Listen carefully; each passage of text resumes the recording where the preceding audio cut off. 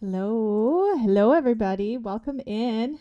Sorry, I had my wrong mic on. I'm back. How's everyone doing? Hey, GeoCat. Nice to see you. Glad you could make it to stream. And Vin, thank you for being here, our lovely mod.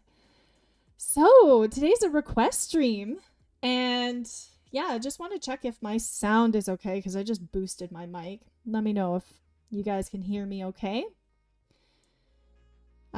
And yeah, I'm excited. Today is a stream dedicated to all of the beginners. I know sometimes we might think we're intermediate and then we draw something and it's like, oh no, I'm actually still a beginner, or we all might feel like a beginner sometimes. So we thought that it would be great to do a request stream. So today I'm here and all of you guys here live can let me know what you'd like to see me draw.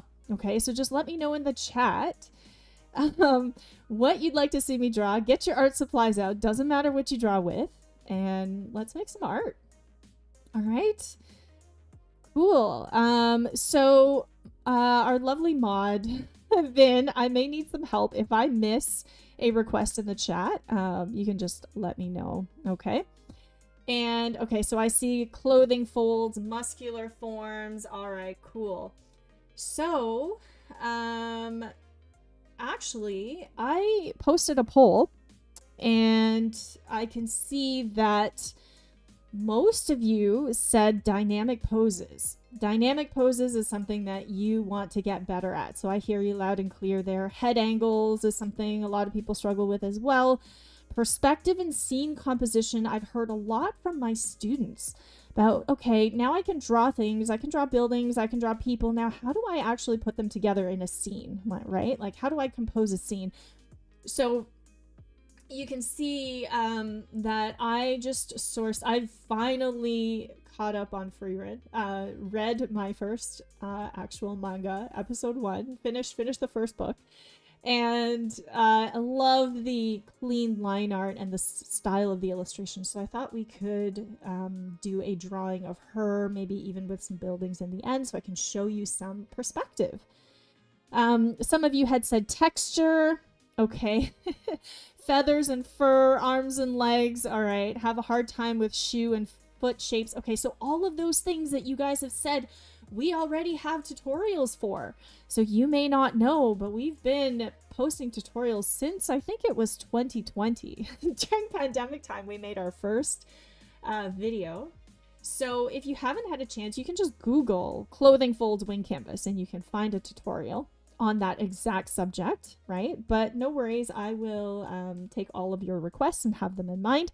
But if you didn't know, we are a school of illustration and we stream every week, Mondays at noon Eastern time and Saturdays at 3 p.m. So you can join us for live lessons. And if you're subscribed to the channel, you will know whenever we're live. All right, so what I'm going to do today is to dive in on some of the most difficult topics, some of the topics that you have the most problems with, or that I see all beginners sort of struggle with, right? And then I'll break it down and walk you through the main ideas. And then at the end, I'll do a live demo so you can kind of see how I approach drawing complete scenes. And if you haven't submitted to the monthly challenge, this month's art challenge is Comic Panel Power Up. So every month on our Discord, we have a challenge to keep you guys motivated to try something new. So if you love storytelling and you want to create a comic, you can enter it as part of this month's challenge, and we may feature you in an upcoming stream. Right? So don't forget to get your comic panels posted on the server or on Instagram as well. If you want to share share your comic creations on Instagram and tag us, we love to cheer you on and share your artwork. All right. So let's see what you guys want to see me draw. Let's see. Okay, shading. So shadings, okay, I'm just catching up with the chat here. Dynamic poses are always a challenge in scenes too. Gotcha. I have a hard time. Okay, I'm just going to take some notes because those of you who have joined live, I think I'm just going to start to make a cue here. So clothing. I've got requests for clothing. Clothing folds in particular. We have texture. Necks. Oh, necks is a good one. Necks. Legs. Okay. Neon Knight says, I've always struggled with legs rather than the upper body. Connecting the shoulder to the neck and the neck to the head. Really real dog. Yeah, you know what? Connecting is like, this is something that I see a lot of beginners struggle with. So connecting to head and shoulders. All right, keep those requests coming. I'm making a list now and then I'll check in later as well. Yeah, if you have something that you want us to create a video about, you can join our Discord and add it to our suggestions. We read everybody's suggestions. Cats. Okay, we actually have a cat drawing stream that you can check out after this. Shading on organic forms. Okay. On organic forms. These are all really good. Okay. Videos on comic layouts. Yes, we do have videos on comic layouts. We do. We have a whole comics playlist that you could check out. Goats? As in greatest of all time, or goats as in the animal? Organic shading. Mothling Crafts, what do you mean by organic shading? Let me know what you mean by that. And you have trouble drawing hair. Yeah, hair is a big one too. We also have tons of hair tutorials on the channel, including some of mine. So both for pencil and digital. Combining basic concepts into full pieces. We'll absolutely do that. Muscular forms. That's an interesting one. Muscular forms. Okay. So we also have videos on drawing muscles, like specific videos on drawing muscles, as well as workshops. So if you join our Discord and start a ticket and ask for that, we'll get that to you, okay? We've got tons and tons of tutorials on our channel, as well as like tons. We've got thousands of class recordings and things like that that you can access on School, actually. So if you want to join School, you can try it out for 7 days and watch unlimited class recordings. You can get all this stuff there. All right. So let's get started. The first thing I wanted to do was actually talk a little bit about how you would practice as a beginner and what type of things you should do before you start attempting the, you know, more difficult things like shading and perspective and things like that, right?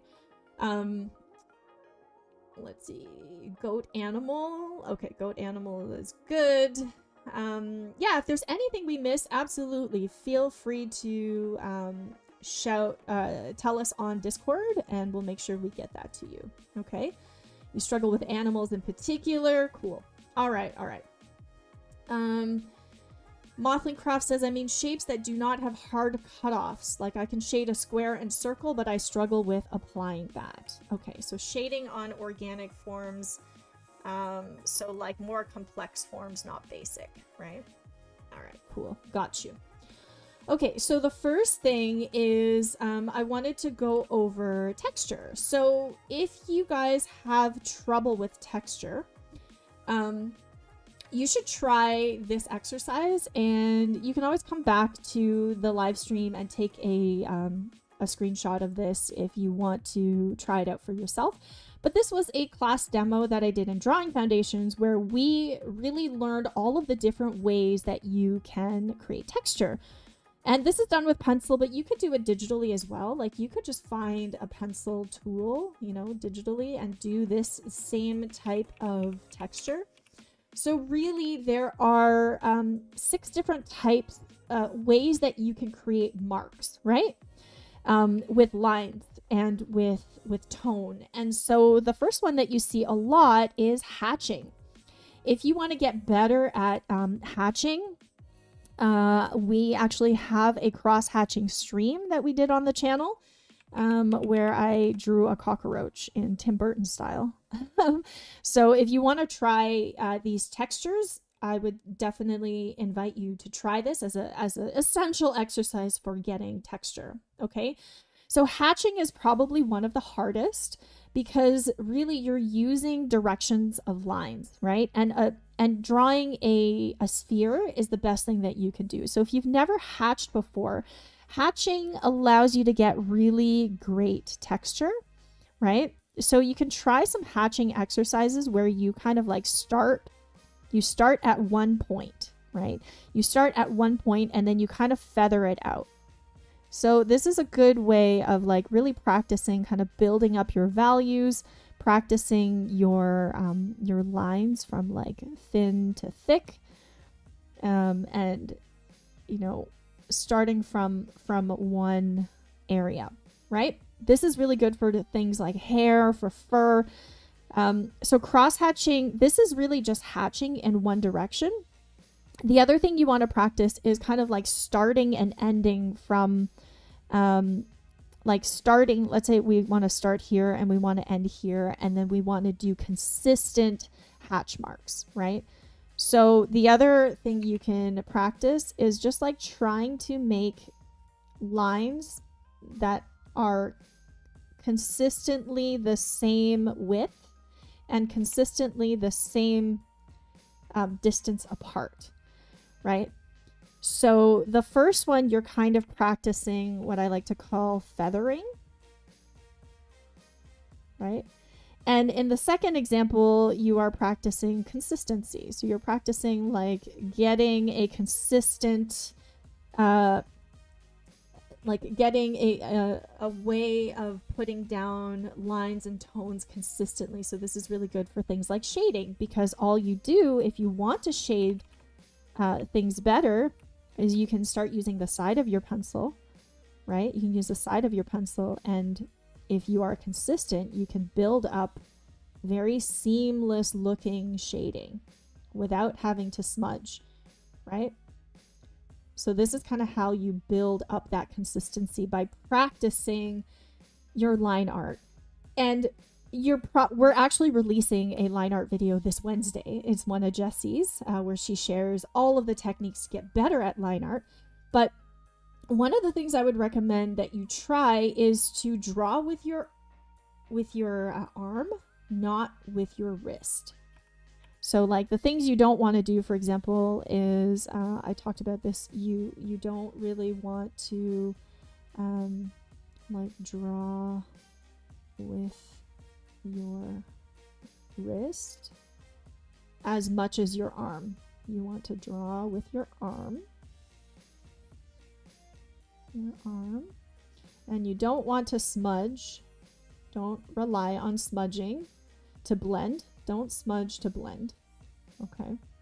What you want to do is you want to practice consistency. So practice consistency for confident shading and line art.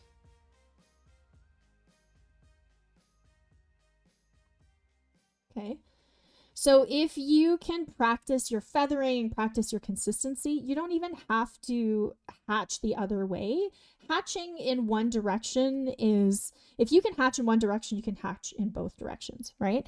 And then once you're able to hatch, then you can actually try hatching a circle, right?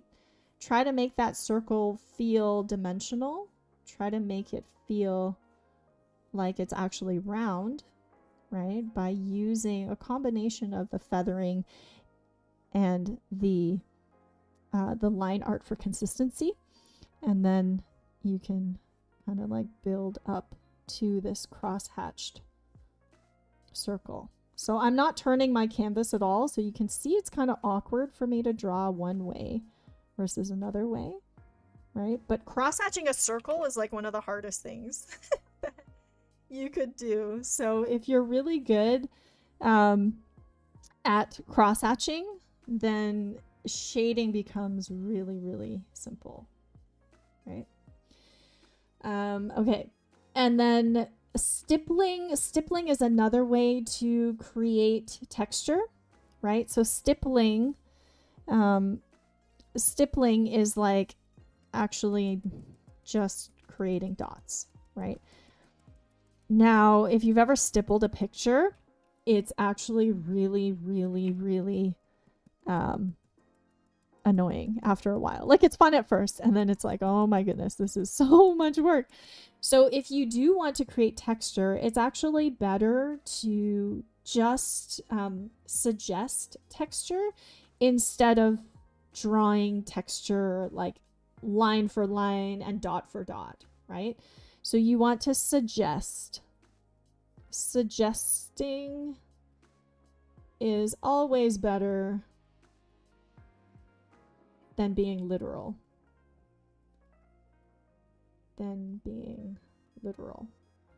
So, you know, I see some people draw trees and they try to draw like every single leaf, right?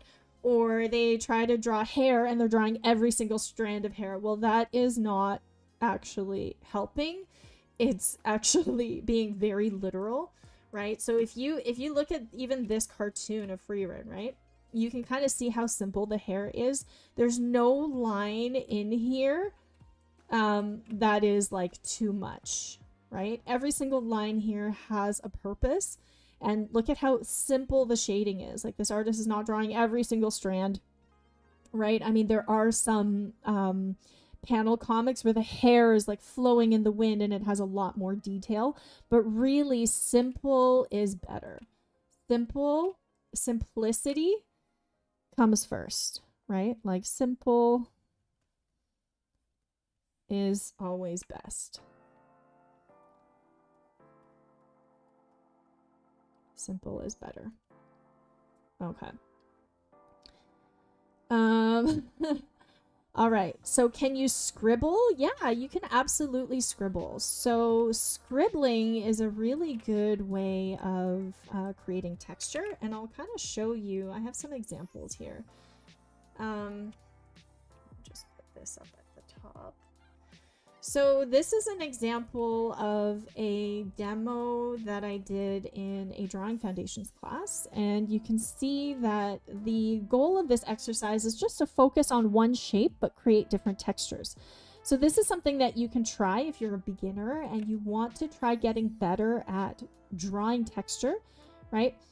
You can choose a shape. So you could choose a heart, you could choose a ball, you could choose a cube, and you can just try drawing different textures, right? So there was actually no texture for scribbles, but you can see like some of these required very flat shading, right? This one's very, very flat shading with high contrast and just a little bit of line. You can see that the outline is crimped, right? So you can feel the texture of the balloon. There are some things that our eyes pick up on that remind us of certain textures. So you just really have to observe and copy.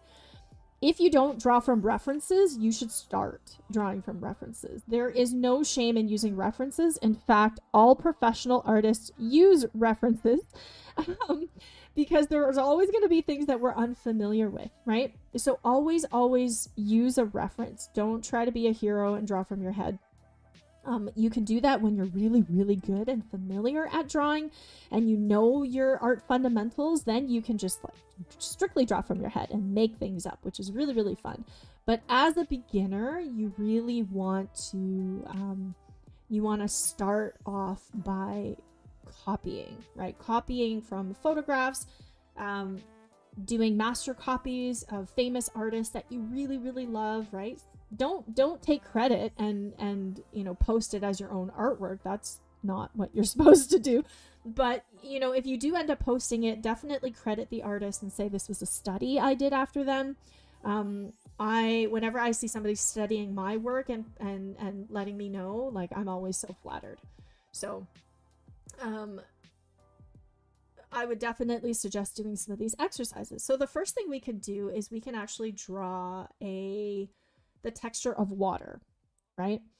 So Hey, Jess, welcome in.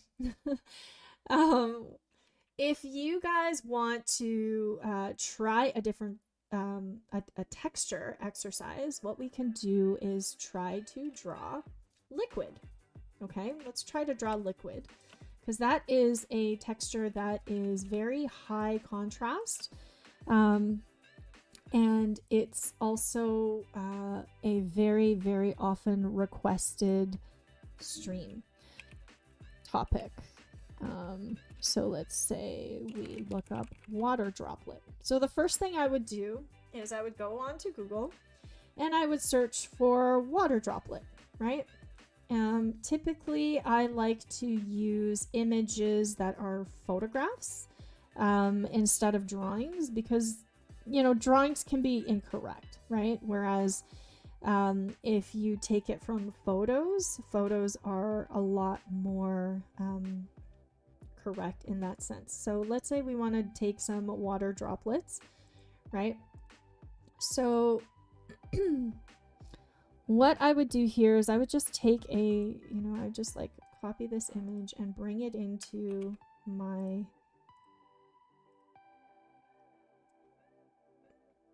document as a reference, right? And then I would start to mimic the texture. And you want to try to do this. You want to try to do this with just without any like special brushes or anything like that, right? Just try to control your pencil pressure. Okay, so whatever you're drawing with, you want to be able to master that tool. So pencil pressure is really important because you know, you have to kind of get the hang of how hard or softly you need to press. So for example, if I'm drawing a water droplet, you can kind of tell that the light source is coming from the right hand side, right? And you can draw any shape you want. Like it doesn't have to be a perfect circle, but you want to practice observing. So what do you see here? What I see is a shine mark on the right side. I see a shadow on the left side. So I know that the light source is coming from the right. And then I see that it's like slightly darker around the reflection and slightly darker in the shadow. Okay, so what I'm going to do here is I can draw any shape. So I'm just going to draw, I'm going to make this a little bit smaller.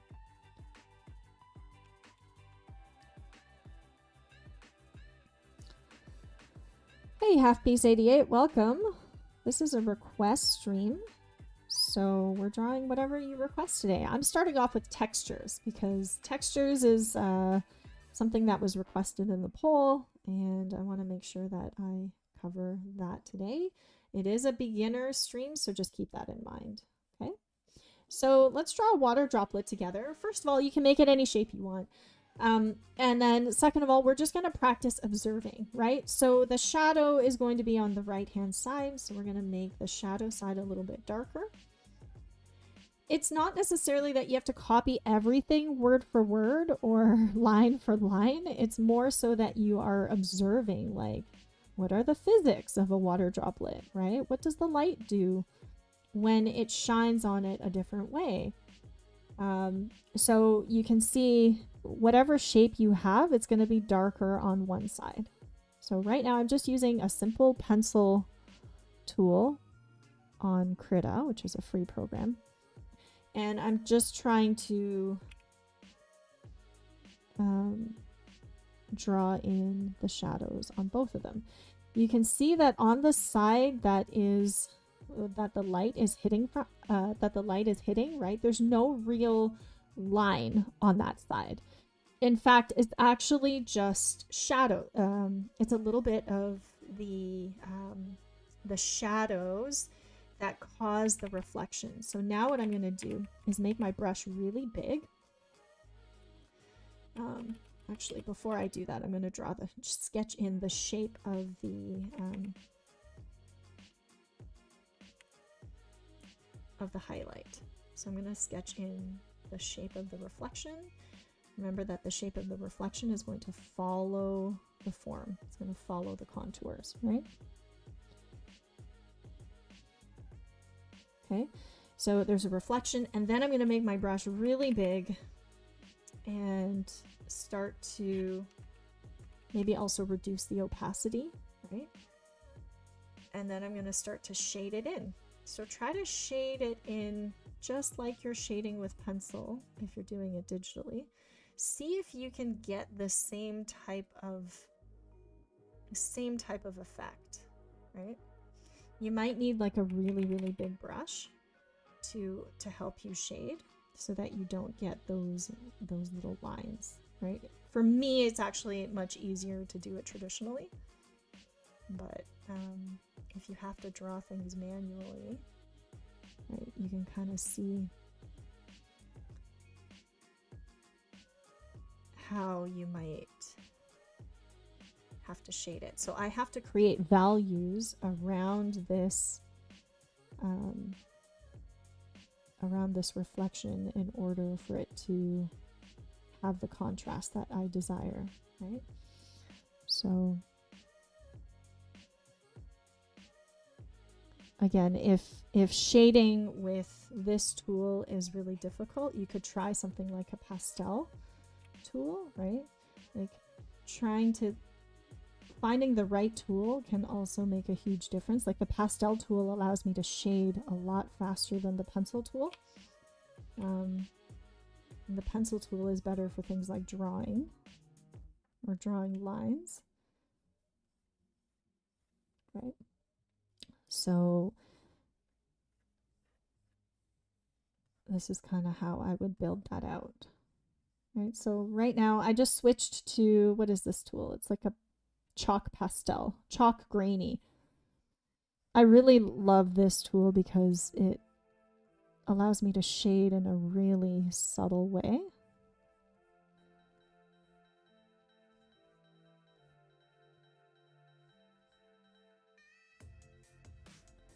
Scribbling from the arm is harder than scribbling from the wrist. Yeah, I mean, all these rules are like, you take it with a grain of salt, right? Like, rules are meant to be broken, guys. Rules are really like meant to help you think about things in a simple way. But once you are comfortable with them, right, you can figure out ways you want to break the rules. So I'm not saying never draw from your wrist. I'm just saying when you draw from your wrist, you have limited range. Whereas if you draw from your arm, you have unlimited range, right? Your arm is a lot more confident, right? Imagine trying to swing a golf club with your wrist, right? Your range of motion is a lot lower. So if you're swinging a golf club with your wrist, you're really just like, that's when that's when the ball is like really, really close, right, to the hole, and you're just like, you just need a tiny, tiny little tap versus a swing. So when you're starting off with drawing, you wanna go for those bigger swings. I don't even play golf, but I can't think of a better example to give you guys. So, okay, so we created some droplets. How do I draw explosion? Ooh, explosions. Explosions, that's a good one. Let me add it to my list here. Explosion.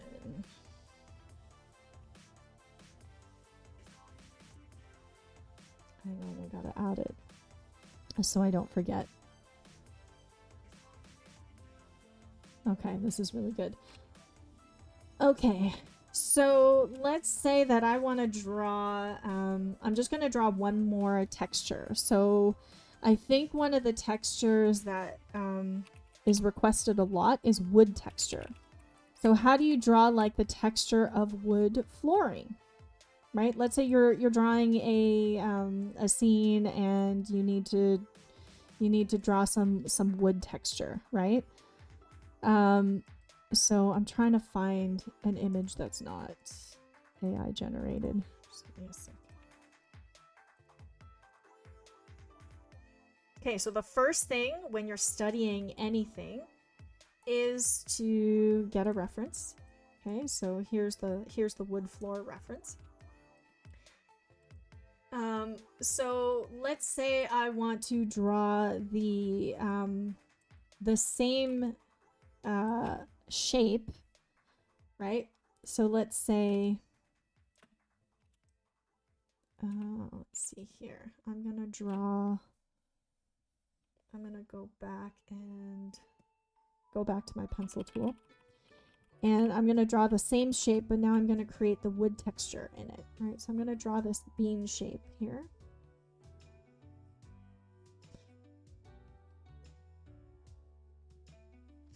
And I want it to have the texture of wood. So wood usually has some kind of knot, right? It usually has like some knotty parts in the wood. So I'd probably start there. I would also probably give the entire piece some, you know, I would give it a little bit of tone, just like to begin with, right? Because drawing on white sometimes is not the best way. So let's say I give it a little bit of tone with the chalk brush. And then I start to add texture. So literally what I'm doing is I'm just kind of like following the texture that I see. Usually it's helpful to start at the knot, right? And then just kind of like copy what you see. So let's say I have like another knot over here. So let's say I want to follow like this one, right? It doesn't actually really matter which one you follow, but 95% of the problems that I see, both in our community and with our students, is, oh, I don't know how to draw this. Okay, cool. Have you found a reference? Most of the time people will say no, and I'm just trying to draw it out of my head. And I was like, aha! That's why you're having trouble, because like, who memorizes wood grain texture? You know, like nobody. At least like that's not how I spend my free time, right? So if you ask me to draw wood, I could try to remember, right, what it looks like, or I can find a reference and study it, use that as an opportunity to add to my visual library, right? And learn how to draw it. And usually, like, after doing a few studies from references, you'll know how to draw it better next time, right? So references are your friends, guys. I like say this every stream. But I think there's a culture of I don't know where it started from, but of people who feel like copying is bad. And it's like, no, babies copy their parents to learn how to be a good human, right? We copy our teachers to learn things, right? We copy images that we like, which is fan art. So copying is how we learn, right? And like, once you know how to copy, then you can deviate. The problem is like taking the credit when it's not your artwork. Like that's the problem, not copying itself. Like copying or doing master copies is a very normal exercise that you get in university, right? Like I copied Sargent's paintings because I wanted to paint like that. I copied Rembrandt's lighting because I wanted to paint like Rembrandt, because I really liked the way that he painted, right? I copied the compositions of Edgar Degas and his ballerinas because they were just so different. So you got to find things that you really admire and copy them. Okay, so here's some wood texture. I ended up erasing some of the outlines, right? But you can see, like, I just found a reference and applied it. And it's like, it's as easy as that, guys. Like, it's really not that difficult. It's just, we have to get over our pride of copying stuff and just like copy when we need to, right? So now I'm going to turn this into some planks of wood and then decide where the light source is coming from, right? So if it's at the bottom, then I'll just suggest some shadows at the bottom. And now you have some wood texture. Okay. Hands, Kyla Murphy. I saw that you want to draw hands. We can definitely draw some hands if we have time. And we have tons and tons of hand tutorials on the channel. So if you just Google, or if you search, go to our channel and search for hands. If there's no playlist, there's like, we've got a dozen videos on it. Legs, definitely going to draw legs. I had a suggestion for drawing crossed legs. Somebody said they had a lot of difficulty drawing legs crossed, so I have that. Drawing stomach folds when the torso bends forward. Cool. Okay, let me keep adding to my list here. Let's see. This is the list that I have.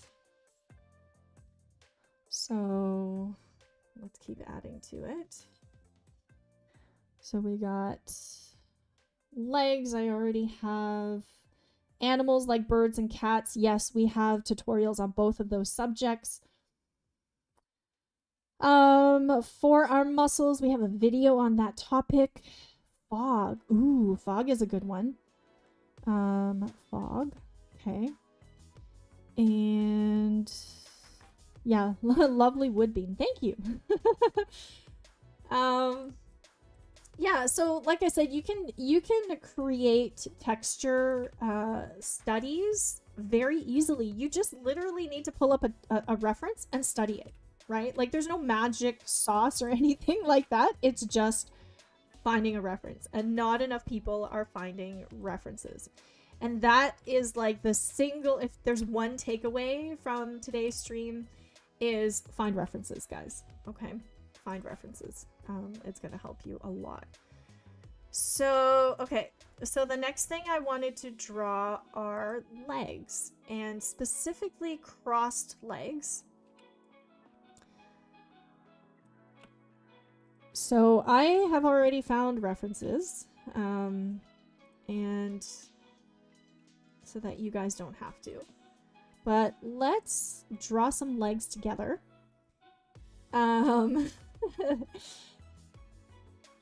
Sarah Run says, thanks for doing my request. I use references, but perhaps I've been overcomplicating things with too many layers. Yeah, like layers are good if you want flexibility and you want to go back to stuff. But when you're studying, I think the less layers you have, the better. Even like 1 or 2 layers, like 1 layer for the sketch, 1 layer for the tone, and maybe 1 layer for the details, right? That would be 3 layers. So yeah, I think that definitely like simple is better. Okay, so we're gonna draw some legs, and legs, if you want to think about legs in like the most simple way. Okay, legs. If you want to think about legs as just forms, so first of all, you want to think about the action. Right? So you want to think about where is the action? And then where is the weight? So where is the weight? What do I mean by that? It's like you're never always, like very rarely when we're standing, do we have our weight evenly on both legs? Usually the weight is on one leg, right? Usually the weight is on... Which leg is the weight on, right?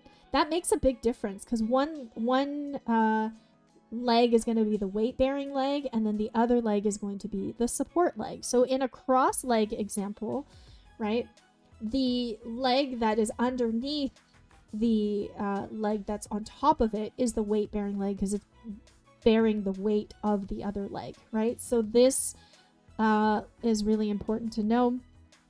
And then like the forms, and then the things like the muscles or the activated muscles, right? So these are the things that I think about. Action is number 1. What is the action of the leg? right? And then I think like, okay, what is the, which leg has the weight? Because this will help you get balance. This will help you with balance. So for example, if you have a person, let's say you're drawing a person here and you're like, okay, you know, they're sort of taking a big leap, right? Like I'm drawing a person and I'm like, okay, they're taking a big leap. Well, right now they're transferring, like where's their weight, right? They're transferring weight from this leg to this leg. So sometimes it's a weight transfer. So when it's a weight transfer, that means that this foot is probably on its tippy toes, right? And this foot is like ready to land. So whether it's pointing down, right? Or whether it's pointing up like this, right? There's usually a transfer. But if you are drawing somebody that's just like standing straight up and down, right? Let's say they're just standing straight up and down.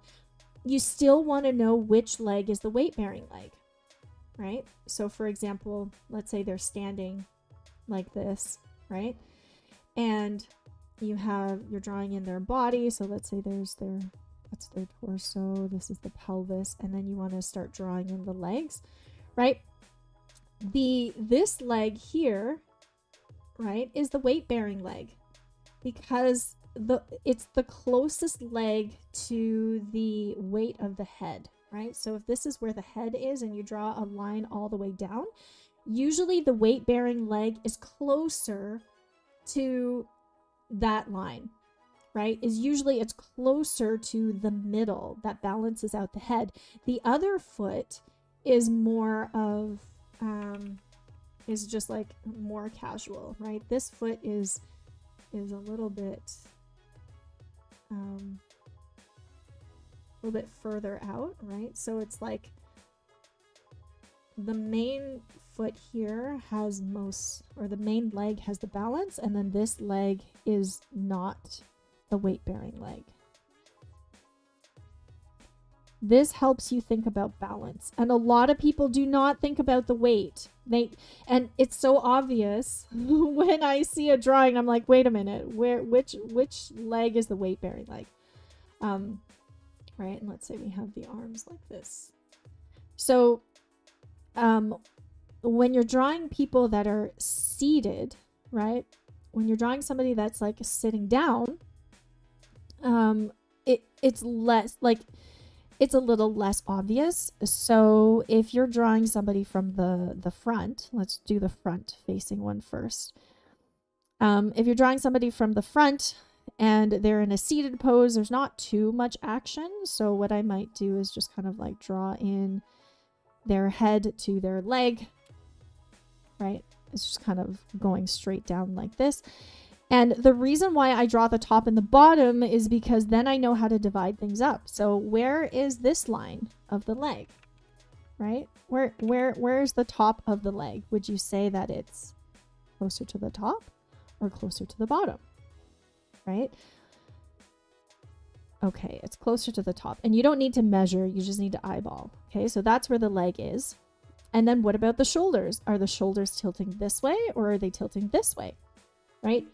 You might think, oh, the shoulders are pretty flat, but you should always kind of tilt it in one direction if you can, because it just makes it more dynamic. Okay, so the shoulders tilting this way, if this is the middle of the pose, going straight up and down, right? Can you see that her elbow is going right to the center, right? Her elbow's going right to the center. So then you can say, okay, her leg is going this way. It's aligned with her elbow and it's going this way. So this is where one leg is ends, and here's where the other leg ends at the foot. So this is how you can kind of break down a pose very easily, right?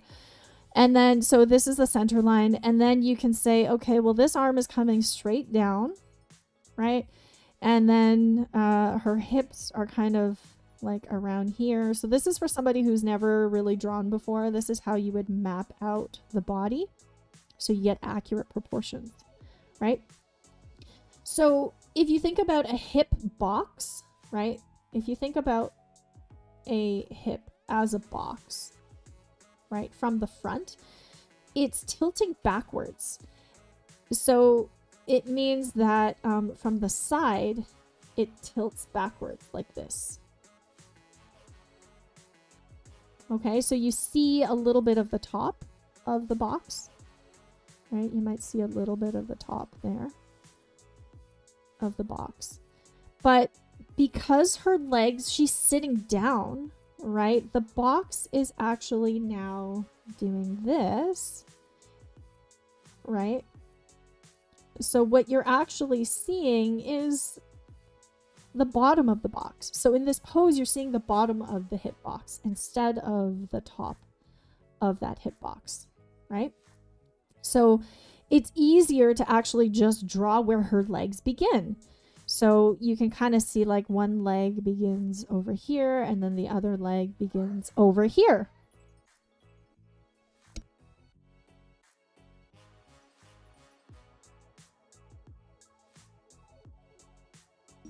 So that means if you divide the legs this way, then you have, you know, you kind of know where they start, and then you can kind of see where they end, right? So this cylinder of the leg, which if I was drawing it straight up and down, is going this way, right? So it's foreshortened. And then the other cylinder of the leg is going this way.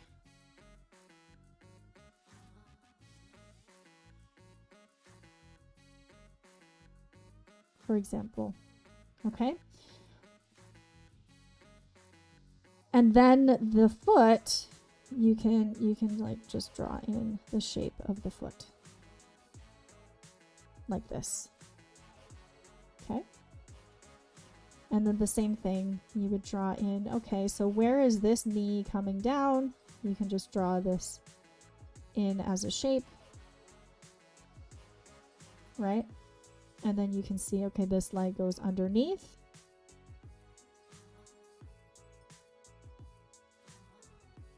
And that's how you would draw the legs. You want to make sure that there's continuity, right? That you can actually see the beginning and the ending of those forms. It's definitely easier to draw legs like this, right? And then if this is confusing, right? If you look at this and you're like, this is actually a little bit confusing. I don't actually know which is in front and which is behind. Then you can use your eraser tool and just like set it at a lower opacity. And then you can make sure that the leg that's in front is darker, right? So this one is darker, right? You can erase some of those lines so that it's very clear which one is on top and which one is behind. So that's how I would approach this. Especially if you're drawing like complicated forms like this.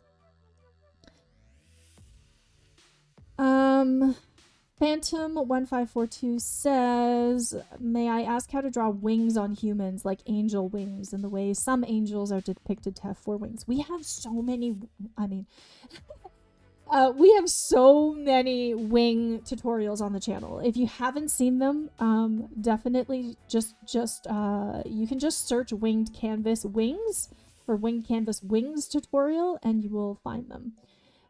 Actually, Jesse did a stream on how to draw angels with multiple wings. So that would be exactly what you're looking for. So yeah, definitely take your own photos, you know? Take your own photos, then you get exactly what you want. Okay? So we'll do one more cross-leg example just so you can see me do it again. The second example here is somebody who actually has more motion, right? So in this example, you can see like her body is kind of bending this way, right? And she's got one leg going this way. I'm kind of drawing in the gesture, right? And then I'm drawing in her head, right? So again, if I draw a line straight up and down, right? Which leg is the weight-bearing leg? Probably the one that is closer to the head or closer to balancing the pose, right? So then what you can do is, after you've kind of like drawn the top and the bottom, you can just sketch out the shape of the head, roughly where you how large you think the shirt is, right? What her shoulders are doing. So let's say if her shoulders are kind of like going in this direction, you know, what are her arms doing? Just kind of draw them in as gestures, right? That's her leg. And then once you have the overall gesture and you just want to break down the leg, right? You can then say, okay, where, you know, figure out where the weight is. Always figure out where the weight is. And you can draw like a thicker line. And then you can say, okay, where's her knee? So her knee is actually aligned with her elbow, right? You can kind of see that. You want to look for things like alignments. Let me just, alignments. Alignments help you figure out where things stack up so you can get better accuracy. Okay, so here I'm like, okay, so her elbow here is aligned with her knee, right? And then here you can kind of see that her knee is a little bit square, like it looks more square. And that's because our knees tend to be more bony, right? So then this knee can connect to the cylinder, right? Here. And then I can start to draw in the cylinder of her leg. Kind of going like this. There's her foot, right? And then I'll draw in the bottom leg, and you can see my gesture is not completely accurate, but you just want to say, okay, the knees are kind of aligned. So this knee is like more like over here, right? And then this cylinder is coming back and doing this. So movement before forms and forms before detail.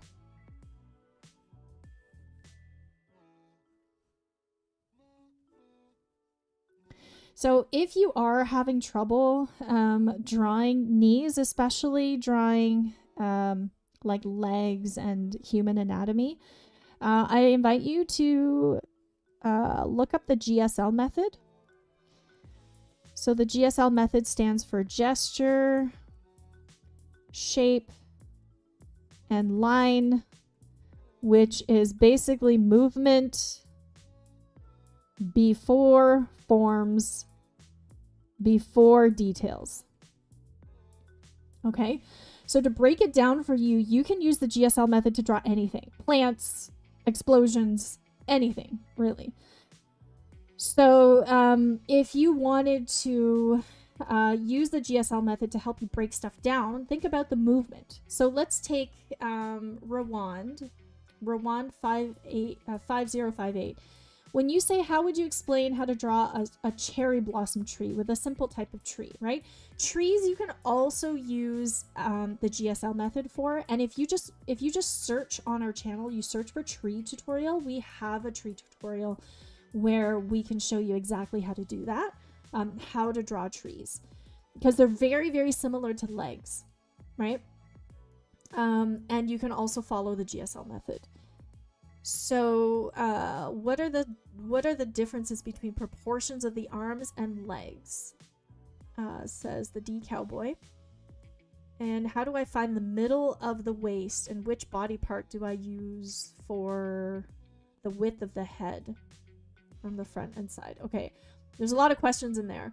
What are the difference between the proportions of the arms and the legs? Arms and legs are very, very similar. But if I had to kind of draw the differences between the leg and the arm, so let's say this is the leg, right? Arms are very similar, but they're just smaller, right? So if I had to kind of draw in the arm and I had to draw in the leg, I would say like arms, hands, right? If I just had to guess, arms are a lot shorter than legs are, and they're just like a lot smaller. So, but structurally, they're very similar, right? Two tapered cylinders, larger at the top, smaller at the bottom, and then like a shape for the arm or the leg at the bottom. They're very, very similar. How do you draw cats? We have a cat drawing stream on the channel. So you can take a look. We draw like hundreds of cats. We've maybe not hundreds, dozens of cats in that stream. All right, cool. So let's see what is next. Just pulling up my list here. I think head angles were next. Okay, so I'm gonna turn off the legs. So we did texture, we did legs. I'm gonna do clothing folds as well. Now let's do necks. Connecting necks to heads and shoulders. That is something that I see a lot of people struggle with.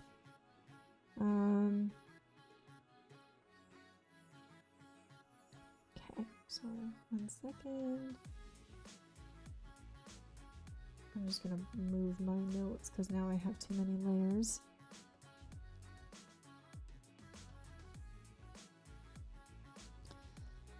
Okay. Will the VOD be up? Yes, the VOD will be up. Texture we did, legs we did. Okay, so now we're gonna draw some necks connecting heads and shoulders. So this is a really common thing that I see a lot of people struggle with. In particular, like not just head angles, but like how do you actually like how do you connect the head in a convincing way? Because I see a lot of floating heads, right? I'm sure you guys have seen a lot of floating heads too. Kind of unsure how to draw the neck, or the neck looks really, really stiff.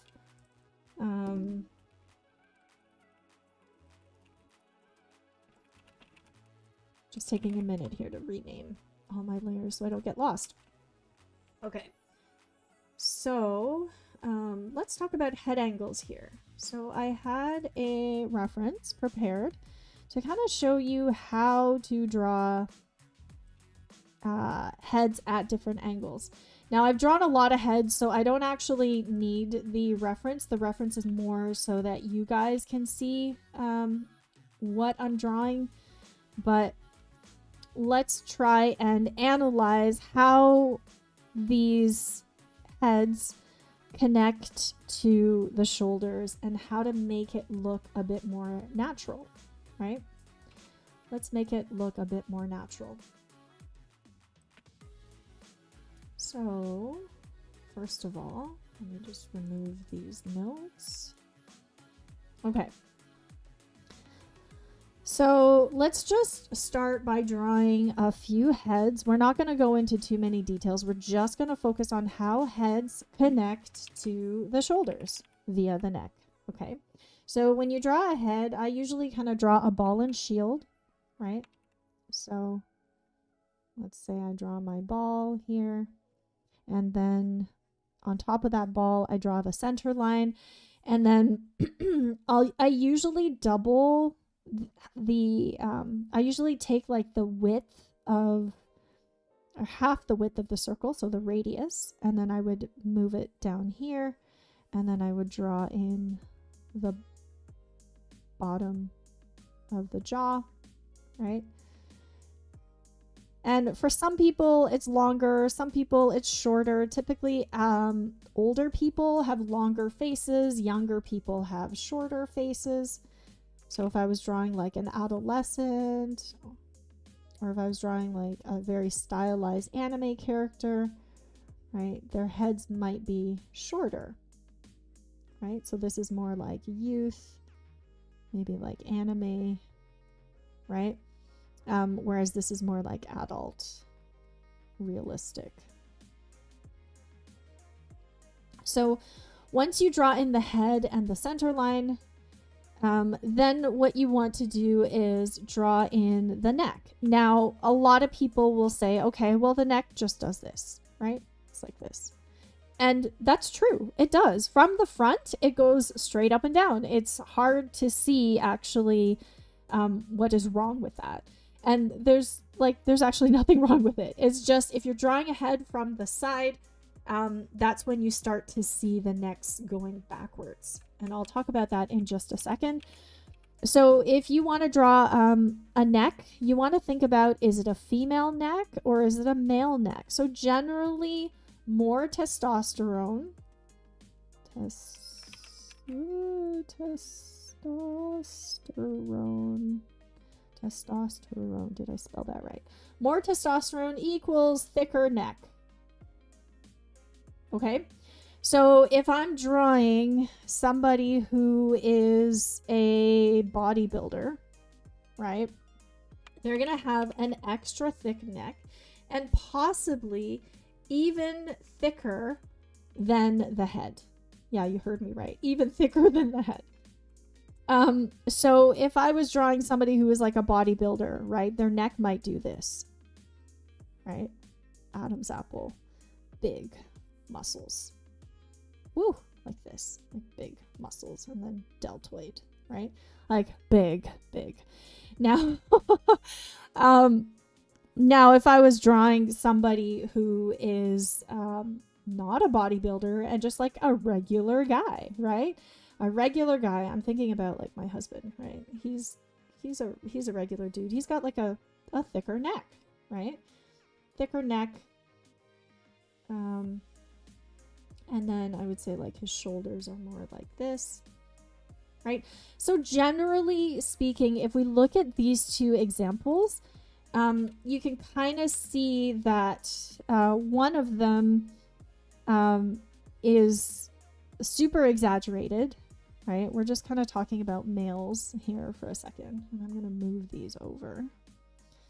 One is super exaggerated and probably about 4 or 5 heads high. 4 or 5 heads, sorry, not high, wide. So if I did this and I took the width of the head, so if I just took the width of his head here, right? And I say, okay, this is the width of his head. And then I look at like how wide the shoulders are, right? I would say it's about like 4 to 5 heads wide.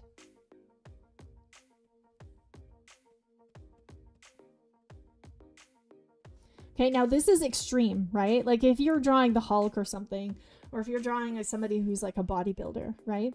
Whereas like the average male, the average adult male is like roughly 3 heads wide.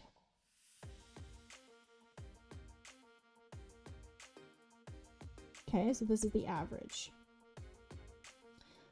right? So you can kind of see that the neck is almost the same width as the head, right? The neck is almost the same width as the head. All I did was say, how much testosterone does this character have, right? Because you could have male characters that look, you know, a little bit more feminine, right? Maybe they're adolescents and they don't really have the testosterone yet, right? Alternatively, like maybe they're super jacked and, you know, they work out 3 times a day. Then you need to show the body type that, that sort of shows that as well, right? Okay, so now we're going to talk about youth and anime style head and shoulder proportions. So if I wanted to, let's say I wanted to draw a female or just like a youth character. Females actually have heads that are a lot less wide. Sorry, they have shoulders that are a lot less wide. I'm trying to think and move stuff and read the chat at the same time. So if you look at this female, right, look at her neck, you can see that it's like not super thin, but it's also not as wide as the head, right? So male necks are often as wide as the head. Female necks tend to be a little less wide. So you can exaggerate if you want, right? And you can kind of make the neck smaller or larger depending on the the type of character. So let's say I wanted to make her neck look like this. This looks a lot more feminine just with the neck size, right? It looks a lot more feminine, and all I did was just draw the lines closer together. Okay, so females don't really have that Adam's apple, but if you wanted to connect their neck to shoulders, our neck actually, if you think about it, it actually overlaps the trapezius muscle at the back. So on our backs, there's like a muscle that kind of looks like this, right? And that's kind of what you see when you see the shoulder line, right? So when you see this, that's actually a back muscle. So the back muscle peeks out from behind, and then the deltoid, which is the shoulders connect like this. So the shoulders actually connect to the clavicles, right? And the neck comes down, and that dotted line is a little bit lower. So the neck comes down and goes in front of the trapezius muscles like that. Okay, so that's why I drew a dotted line, because it should visually connect. This, right, should visually connect to the clavicle. So you can see there's an overlap, right? There's an overlap, so the neck is in front of the trapezius muscle, and then it attaches to the shoulders like this. So if you look at females, right, and the width of the female shoulder compared to the head, right, the head, I would say it's like roughly half, right? So let's say the average is 2 heads wide.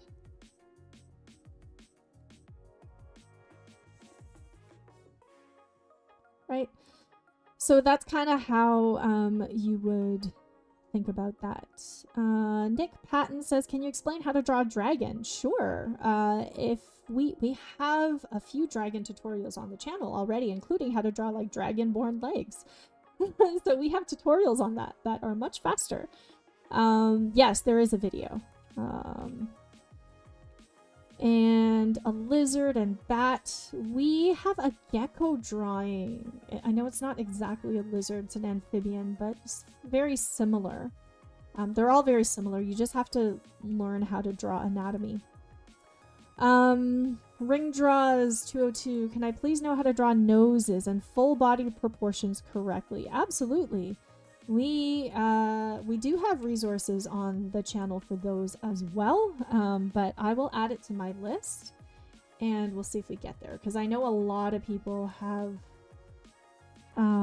requested noses, and I want to make sure that we put that in. So if there's something that you see somebody else said and you want me to draw it, just speak up in the chat and I will try to slot you guys in. Noses. Full body proportions. We have a video. It's one of the most viewed videos on our channel that goes into detail on full body proportions for males, females, and youth. Right now we're just learning how to connect heads onto necks and necks onto shoulders, and this is a very, very common problem that I see a lot of people struggle with. So I thought this would be a really good time to unpack all of that. Okay. So let's see here. This is a trapezius muscle. Just want to label everything. And so this shoulder, this looks like the shoulder, or connects to the shoulder. Right? That part will connect to the shoulder. And the trapezius muscle is what makes the people look really, really jacked. So like if you have a really, really big trapezius muscle and defined back muscles, you're going to see that on the front. Okay. Now, connecting next to bodies is a lot trickier when it's on the side. So we just covered that on the front. Now let me show you how to draw next on the side. Okay. So these are, we're gonna now take some time to draw heads at difficult angles, because that's like the number one thing that I see people struggle with. And like drawing a neck on the front is very easy. However, if you're drawing a neck on any other angle, it becomes really, really tricky, right? So let's unpack some of that. So first of all, if I was to draw, let's do a profile view here. Okay, we're gonna do a profile view. So let's say I have a head like this. How do you draw a head from the side? Now, I feel like I get asked this every single stream, but basically it's the same process as for the front. So you draw a circle, you draw the ball, and then you draw the shield. The shield, remember, shields are curved, right? And then depending on how far it's curved, then it becomes the chin and then onto the jaw. Now, what you don't want to do is you don't want to draw a neck straight up and down like this. Now, you might be like, Faye, that actually looks pretty good. Like, that looks normal. What's wrong with that? And I'd be like, well, well, it's because if you drew a stiff neck like that, then you're going to assume that the rib cage is also like this, right? And then the pelvis is underneath. And then you get a body that's really stiff, very, very stiff looking. But actually, if you think about how to draw bodies from the side, and I'll just draw a really quick demo, the neck is always curved to the back. Always curved to the back, because the rib cage actually is much more curved in the back. So this is more like profile view, head, 3/4 view, rib cage. And then the hips are kind of tilted further back. So the hips might look like this, right? And then this is how you get the curve of the spine, right? If you don't have the curve of the spine, then you're going to get figures that look really, really stiff, right? Like there's the belly button. If you don't curve the neck to the back, then what's going to end up happening, and I see this a lot, is, okay, here's the head, here's the neck, here's the rib cage, right? And then the hips, like. So a lot of beginners, they're like, okay, I understand the rib cage, you know, is a certain form and the hips are a certain form, but what they don't get is they don't get the curve of the back. And now the back is like straight up and down. So the person looks very stiff, looks like a mannequin, doesn't feel like there's any rhythm at all, right? So that's why you should never, ever make necks go straight up and down from the side, only from the front, because you can't see it, okay? So up and down is incorrect. What you want to do is you want to draw necks, right? That curve back. They always want to curve back. Curve back. Okay? If it's one takeaway, curve your necks back. Right? That way you will be able to draw your shoulders in properly. So if it's, even if it's like a complete side profile, right? Let's say the rib cage is like on the side. And let's say it's more like this, right? Because it's a side profile. Right? Then you can add the shoulders in. So you can add the shoulders and then whatever the arms are doing, right? Then add the arms. So always curve the necks back. And then the back muscle, or the trapezius muscle, would be there. The deltoid would be like here, right? And then there would be a chest muscle that kind of comes and does this, right? And it overlaps the arm muscle, and then this is the armpit, right? So yeah, you always want to curve the neck back because of the curvature of the spine. Okay, so that's like the number one issue that I see with most people, most beginners, is that they curve the neck. They don't curve the neck. They just draw it up and down, like straight up and down, even from the side, even from the back. Now, if you want to start drawing heads in difficult angles, it's actually pretty easy. All you do is you pull up a good reference, and you're welcome to use this one that I have. I think I found it on Pinterest. And you can start to break down the head and try to draw it here. You can try to draw it in different angles. Okay, so the best method for drawing heads at different angles, if you want to draw the ball and shield, right, you can still do that.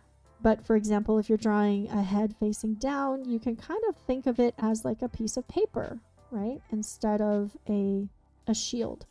So if you think about like a piece of paper and how it kind of curves down, right, that's kind of what the head is doing. Like it's like curving down, right? And then you can start to sharpen that piece of paper, right? Turn that piece of paper into like a shield. The edge of that paper is going to be the jaw, right? So get really good at looking for landmarks. That's the jaw, right? And then the neck usually connects from the back. The neck is connected to the ball, not to the shield. It's connected to the ball, and then like this part is really at the bottom. So you can't see her neck here, but like it would be connected there. Okay, so on a head facing up, let's say this one, right, you would do the same kind of thing. You would draw the ball, and then you would draw in the midline, right, and then you would draw in that piece of paper. So if you can see a little bit of the bottom of that piece of paper, let's say this paper is kind of curving this way, right, you can see a little bit of that bottom. Then again, you can modify that piece of paper, so the jaw is over here, right, and then you can kind of see where you can see a little bit of the underside of the jaw. Then you see the neck going this way, and then kind of connecting. Even that looks too far ahead, but if I drew the neck connecting towards the back, right, that's kind of how I would draw the neck, right? And then on something like this that's very foreshortened, right, you can actually see where the neck is connected to the bottom of the jaw. You would draw that ball and shield.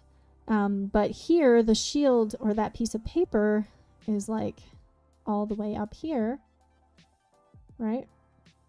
And because it's foreshortened, the top curve is going to be smaller than the bottom curve, right? The bottom curve is going to be a lot wider because it's going into space, right? And then you can say, okay, the ears are down here at the bottom, right? Here's the jaw. I'm going to modify the jaw, and then the neck goes straight up and down like this. Right? The neck is doing that. The nose is doing this. Right? The mouth, doesn't matter if the mouth is happy or sad, it's still going to curve down because it has to follow the shape, right? Here you can see the eyes are like below the nose, right? So it's more like that. Okay, and then on something like this, which is a lot more difficult, this is probably like the most difficult head angle. You really just need to look at the bottom of that paper, right? So let's say the bottom of the paper here is like this, right? You can see that, right? There's the jaw, there's the ears, right? And the nose is kind of like here, right? And then the neck. So how does the neck connect here? So find the bottom, right, of that circle, and then the neck would connect here, and it would do this. So you find the middle of the neck, and that's kind of how it would connect. So there's also these two muscles that go from behind the ear down to the clavicle, right? And then you would connect the shoulders the same way. If you're a beginner, you can just kind of draw in the shape of the circles. Like, that's not a problem. You can just like sketch it in, right? You don't have to, you know, draw in the rib cage and like the circles if you don't want to. It's just a matter of making the necks work when you're drawing them in space. Okay. All right, so we covered head angles. Let me know if you have any questions. Armor quick shading. Okay, cool. We could do some metal, like metal textures. Heads up, we have a how to shade metal and gold tutorial on the channel that you can watch later. So we already made a resource on that because that's a common request as well. All right, let's go back to my list here. Let's see what else we have. Okay, so we covered head angles, we covered necks.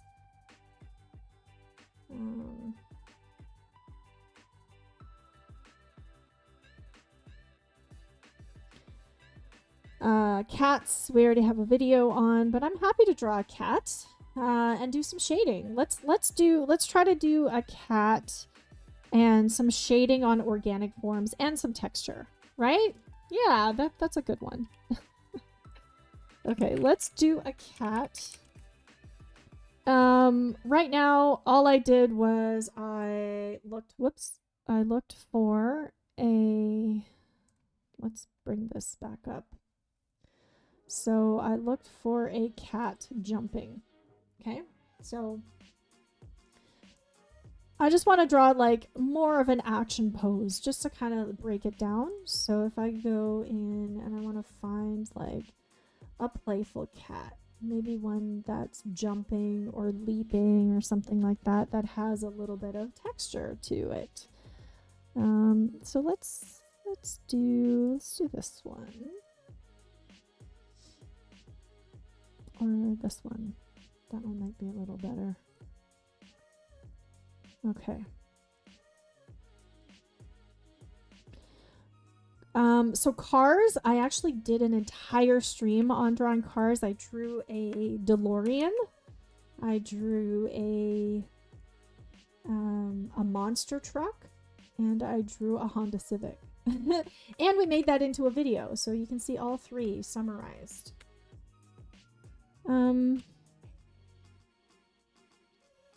Okay. So we're moving on to cats because a lot of people have requested cats. So let's draw some cats.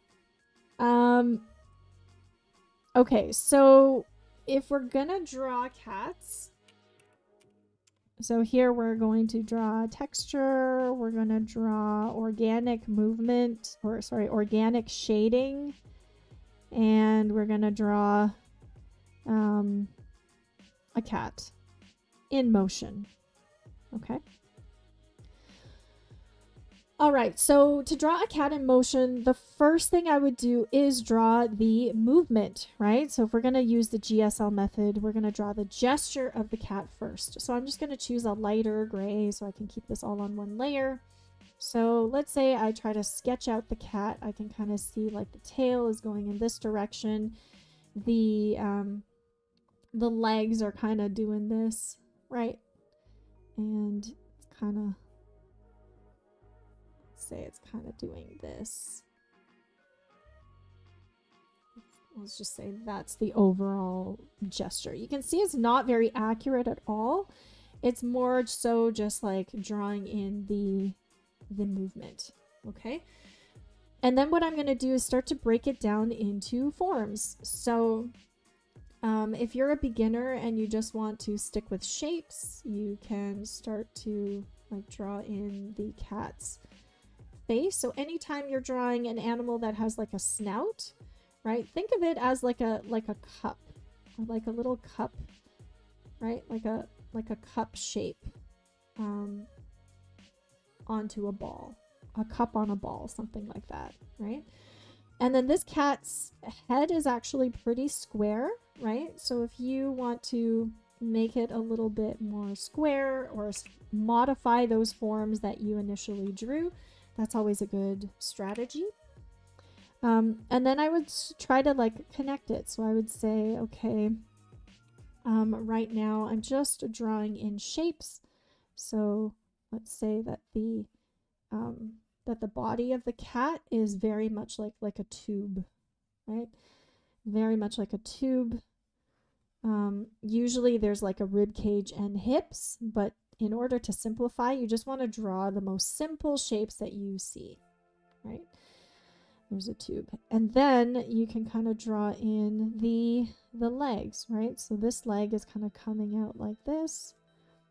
And then there's, like, I'm not even going to go into anatomy because I want to keep this really simple. Like, you don't need to know cat anatomy in order to draw a cat. All you need to do is draw shapes. That's it. Right? Get the movement down, draw shapes, work large to small. So draw your biggest shapes first. Right? Draw your biggest shapes first. Then move on to the smaller shapes or the smaller forms. Right? Try to work fast. Try not to erase over and over and over again. Try to like trust your judgment a little bit more, right? And don't worry about matching your gesture exactly. Your gesture gives you an opportunity to actually correct your lines, right? Because your gesture is like, it's not measuring stuff necessarily. It's more to just capture the flow and the movement of something, right? Its goal is not really accuracy. Like you might be looking for alignments and stuff, right? To help you make things more accurate. But really your gesture is just to capture the movement,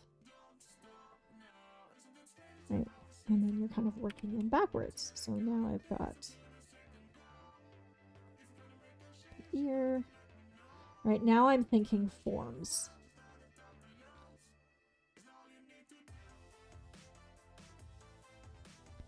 And whether you want to draw dragons or mythical creatures or whatever it is you want to draw that's fantasy, I suggest that you study just animal anatomy, right? Study cats, study dogs, study lizards, study birds.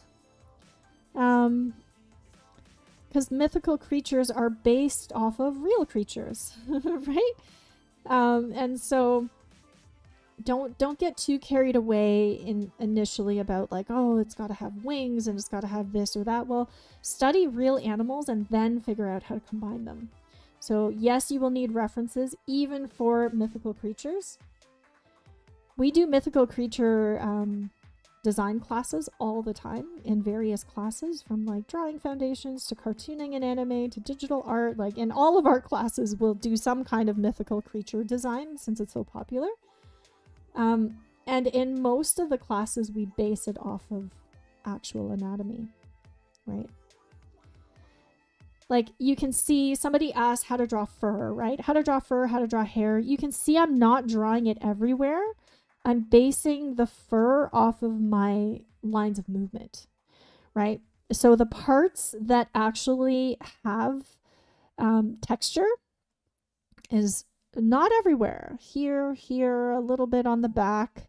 There's like a little bit on the scruff of the neck. Look at the bottom. Like there's almost no variation on that line, right? So like only the areas that I've identified are the areas that have fur or fur texture, right? So just because an animal is furry, it doesn't mean you have to put fur everywhere. It really, you have to observe. And this is why you know, studying mammals in general will help you draw anything, any type of mythical creature, right? And so this is kind of how I would approach a cat drawing. In terms of organic shading, so if I then, I'm just going to reduce the opacity of my initial drawing. So let me just reduce the opacity here.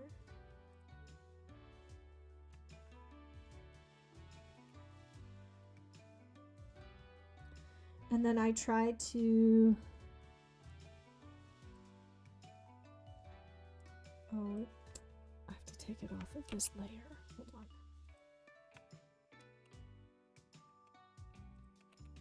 There we go.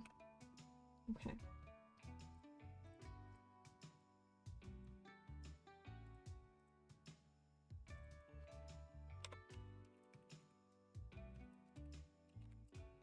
Okay, so in terms of like dynamic shading or organic shading, an easy way to think about it, right? An easy way to tackle organic shading is to think about like where's the light source coming from, right? Where's the light source? And in this case, the light source is coming from like the top, really, right here, right? And so you just want to think about forms, for example. And I'm going to go back to my chalk brush here. And I'm just going to give, first of all, I'm just going to shade everything in, right? Notice that I'm giving it some shading, right? I'm giving it some shading that's like based on the form itself. So I'm kind of shading it in a round way like this. And I'm just trying to draw as quickly as I can here.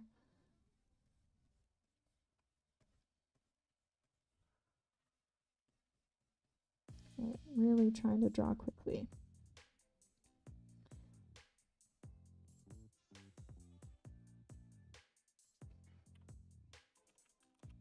So once I give it like a base color like this, right, then I'm going to just like get the big idea. I'm trying to get the big picture here.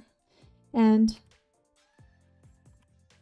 I'm drawing more like a realist artist digitally instead of like a cartoonist, right? So a cartoonist might be just drawing the lines first, but really what I'm doing is I'm drawing in the values first to kind of show you a different approach.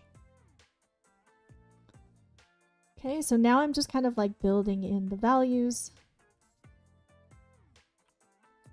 What's the difference between drawing fur and feathers on animals? There's not a huge difference actually, because like feathers are fluffy, right? So is fur. So you don't really see the difference until you like add texture or try to like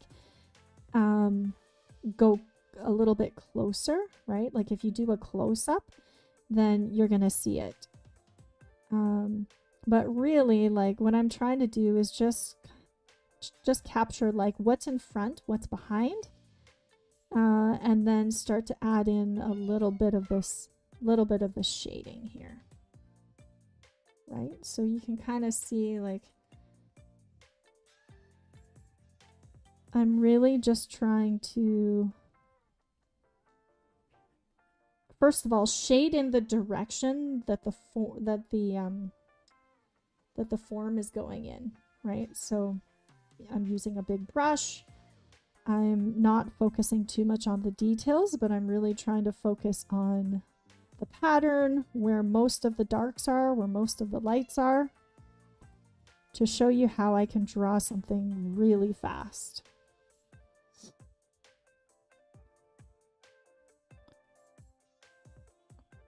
Right, so let's say I'm just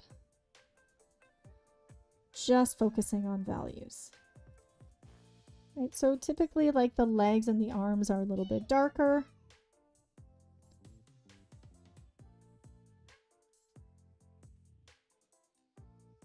Right. So organic shading is not really that different than shading like circles and squares and spheres and things like that. It's not really that different. It's really just like squinting your eyes and trying to shade what you see first and figuring out how to do it in the right order. What about hair? We have a lot of tutorials on hair on the channel, but hair is very much like fur. Like, you don't want to draw all of the details. You just want to draw the big shapes, like the big overall shapes, right? So just like I'm doing this, like I'm not drawing every single detail, right? You can see that I'm only drawing the shapes that I see, and really not even that much detail at all. So I might focus on like drawing detail for the eyes, right? Like getting the eyes to have really, you know, really sharp lines, right? Maybe adding some sharp lines for the ears. And then adding a bit of texture here and there. But even if you're working in a cartoon style, right? It's like this similar thing. Like, you want to figure out what is hierarchy? Like, what to you is the most important, right? Where would you put the line hierarchy? And then work that way. So I'm not going to add any more to this because I want to do some more request streams, or some more request topics. Maybe some more streams of this type. But to give you guys some solid examples, I like to spend a little bit more time. Okay. So that's kind of how I would do organic shading if I had to do it really, really quickly.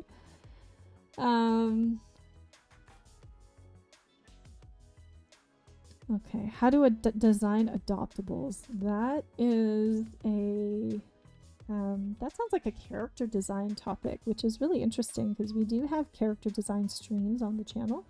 Today is really about how to draw anything for beginners, right? What are some of the things that you struggle with the most? Let me help you break it down, right? So I can show you how to draw a cat really quickly in movement, right? By breaking down the GSL method and adding texture strategically, right? And doing that really quickly. So we got cats. We did cats. We did shading on organic forms. We have hair, noses, full body proportions, and clothing folds. So let me know, guys, what you want to see me draw next. We got clothing folds, full body proportions, and I did have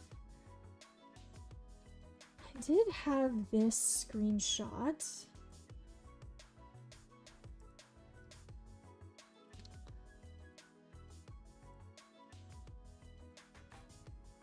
And so I had Freerin and Himmel. And somebody wanted to see explosions. So, second, where's my other?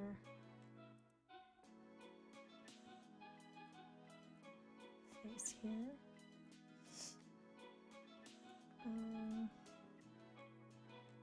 Do you guys want to see me draw her? Or do you want to see me, like, do you want to see me draw her and the background in perspective?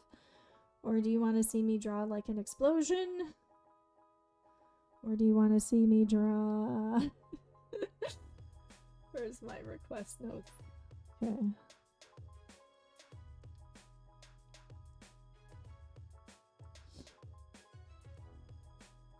These are the request notes.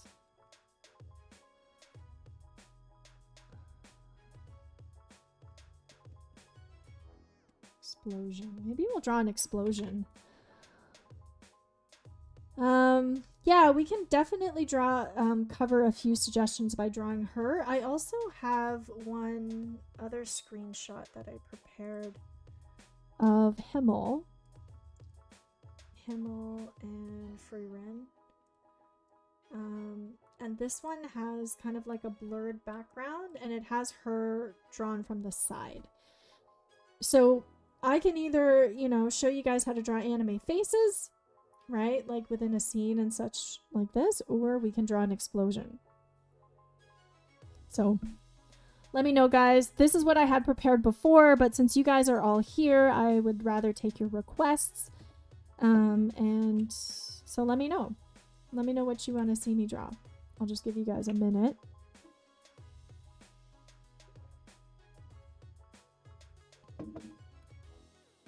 And I'm going to look up, whoops.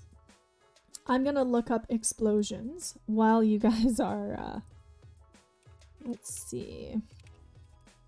Explosion, fire image. So let's see if we can find some explosions.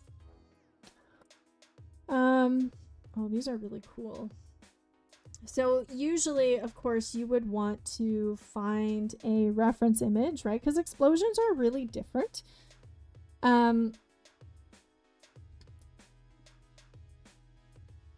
Like something that has both smoke and fire might be cool. These ones also have like a very specific action, right? I like this one. I like this one for sure. I just don't know if it's actually AI generated or not. But like some of these are kind of cool. Let's see. Okay, so I'm just going to use this as an example. And it, when you look at it, right, it doesn't actually, like it looks super complicated, doesn't it? Looks so complicated. Like there's all this texture, right? And there's like all of these different elements. So when you're studying something like explosions, you don't actually need to know exactly, like you don't have to follow it exactly. You just want to find a few examples, right? A few examples to kind of help you figure out how you might want to stylize it. So if I break down this explosion, right, I'm gonna just kind of like show you what my thought process is. So drawing is very different than painting. Let me say that first. Drawing is very different than painting. So if I was to draw the explosion versus paint the explosion, it would look very, very different. So drawing is different than painting. Drawing is very different than painting. Drawing, you are relying mostly on lines, right? Whereas painting, you are relying mostly on values, shapes, you know, like edges, like hard versus soft edges, right? With drawing, you would have lines, you would have values, you would also have shapes, right? Drawing, you're focusing more on forms rather than shapes. So let me remove this.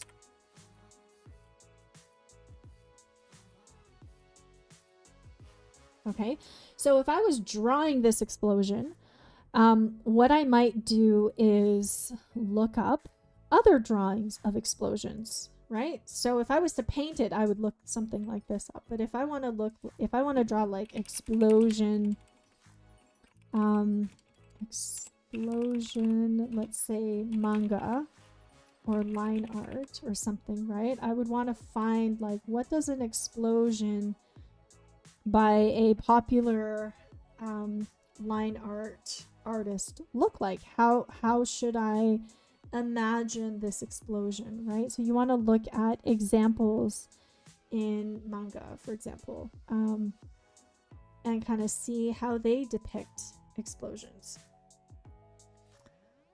So for example, this is a really good one, right? And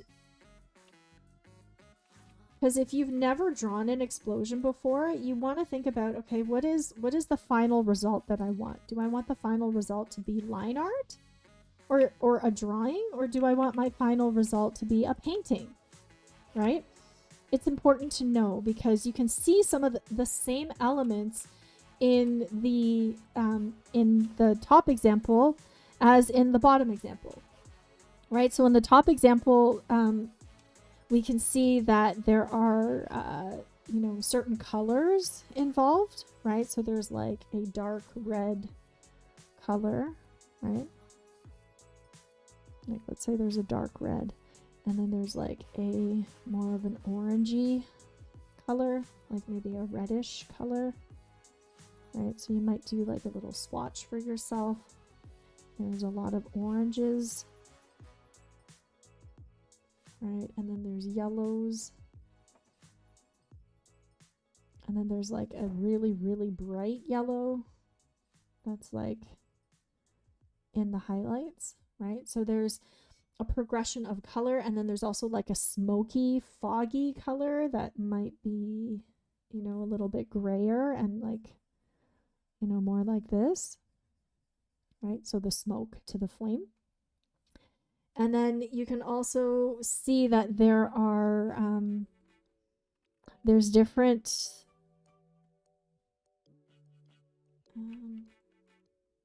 let me just merge these layers. So there's also different types of shapes. So the shapes that you see are like these like cloud shapes, right?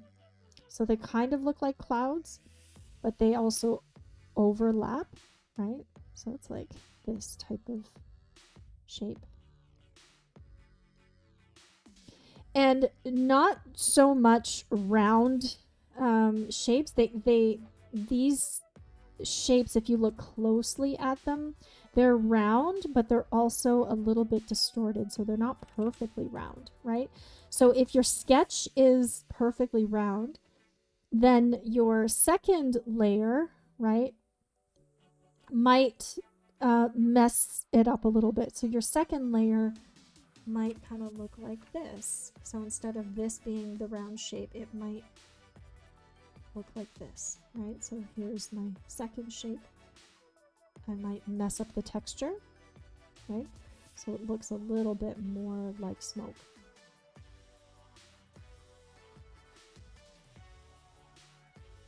Right? So you go from this to this. Some other things that I see is like the fire, right? You want to think about like, where is the center of the explosion? So over in this example here, you see 3 explosions. So you see one here, you see one right here, you see one coming from behind it, right? But there's like one main one. So let's say the main, let's say these are like a cluster of explosions. So the main explosion is in the middle, right? It's like somewhere here in the middle. So then everything is going to come out from that center. If you don't find the center of the explosion, then you don't really know where the action is coming from. Like, a lot of people will draw an explosion and then the action is not coming from the middle, so it seems a little bit weird, right? So if this is the center, then your action lines, right, all need to kind of come from the middle. Like wherever that center is.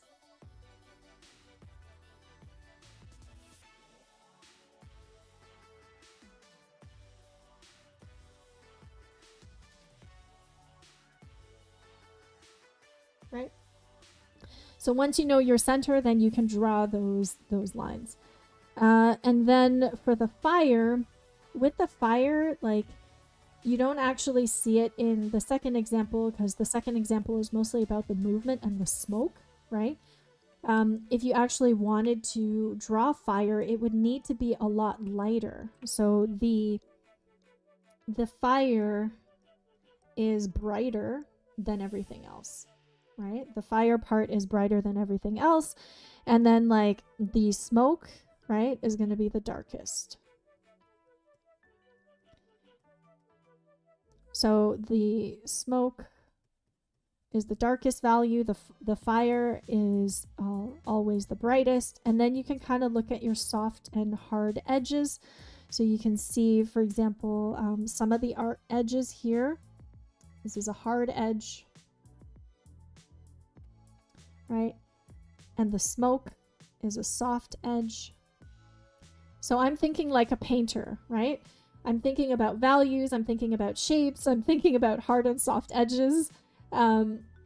If you want to think like a cartoonist, right, you probably want to think about your lines and values and shapes. So think about where the center of the explosion is, right? Think about how you want to draw the clouds. The other thing about drawing clouds is that if you want to draw clouds, whether it's clouds of smoke or whether it's just clouds in general, try not to make all of your cloud shapes the same, you know? So like this doesn't look very natural, right? Unnatural because it has a pattern or it's too uniform, right? You can see how like the width of each cloud bubble is very similar. So it doesn't look very natural, right? And it looks very flat. Instead, when you want to draw smoke or you want to draw clouds of any kind, you probably want it to be a bit less uniform and more random, right? So if you wanted to make it more random, you could draw like one big cloud, right? And a few small ones. Draw some stuff in front and some stuff behind, right? Like let's say something like this, right? This to me feels a little bit more natural because it has overlaps, right? It has non-uniform or random shapes. And no patterns. Patterns is anything like that comes in pairs or threes, right? So even if you're drawing like lines, if you drew 3 lines like this, my eye is going to go directly to that pattern because we recognize repetition. So you don't want to use repetition, right? No patterns or repetition that is uniform. So similarly, like you can make up smoke, right? You can absolutely 100% make up smoke. You just need to understand how, like the physics of smoke, right? So there's an explosion. So the explosion, let's say, starts off in the middle, right? So if this is the middle of the explosion, then you're going to have smoke, right? You're going to have like this big thing of smoke from the outside. And then it might cause some other explosions, right? So it might cause some secondary explosions. But the middle, you can see the middle is still the same, right?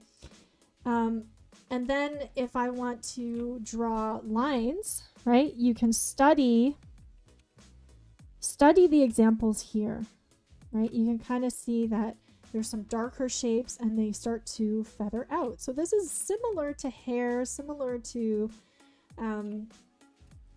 other things that you want to draw that have this type of motion. So if I wanted to use like a textured brush or something, and I want to, let's say, like really highlight some of those big explosions. And notice how I'm like zoomed way out because I don't want to focus too much on details here.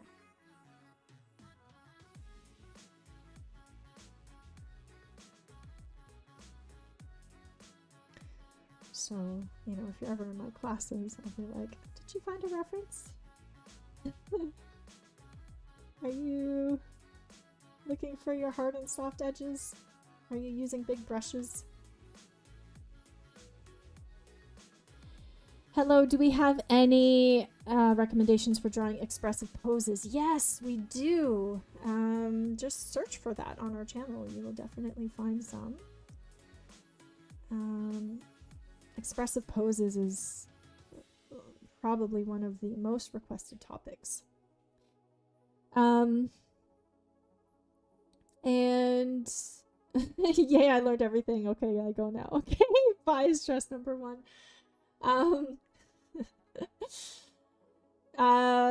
Just catching up on chat. D Cowboy, what's the difference between drawing hair and beards? Same. There's no difference. Beards are just shorter usually. Okay, so once I draw like the general explosion, right, the explosion shape, I'm gonna find a different brush for drawing out those lines. So just making sure everything kind of like follows it. Say I draw some lines, just make sure that they're all coming from the middle.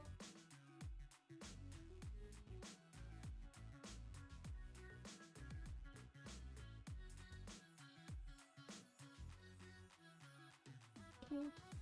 So we got some clouds, we got some lines. Now we also need some debris, right? We also need a little bit of like scrap or scrapnel or, you know, stuff that is just coming out. So you can kind of draw in this sort of texture. Again, keeping the randomness in mind, right? There's some of that stuff. And then, you know, you can get pretty cartoony. Like, let's say you want to draw some lines coming out now, right? Let's see if I can find a textured brush. So something like this. Yeah, that's a nice brush, right? Something like that.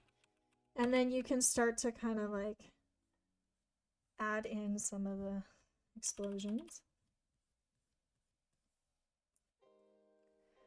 Now, you get the idea. If I had all the time in the world to do this, I would do it a little bit more carefully, but I'm just kind of showing you the big picture, right? How you can easily draw explosions.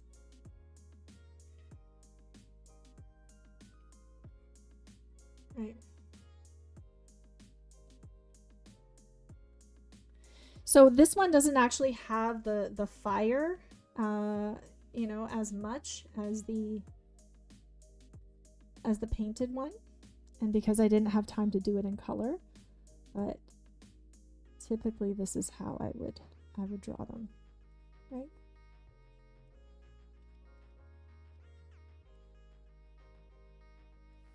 Yeah. So if you're new to the channel, there's probably a lot of stuff that you want to draw, right? A lot of things that you're probably struggling with.